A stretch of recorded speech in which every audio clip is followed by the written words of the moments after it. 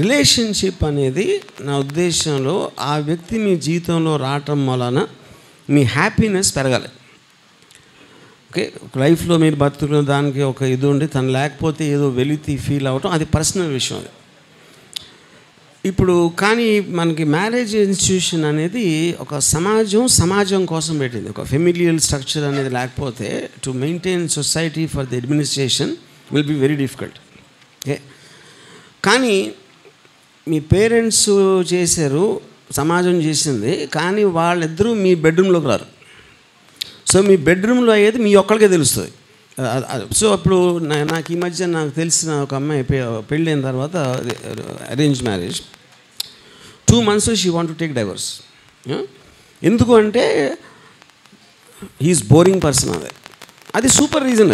అది యాక్చువల్గా ముందు తెలియదు, ఇప్పుడు తెలిసింది. అంతకన్నా ఇంకేం కావాలి రీజన్.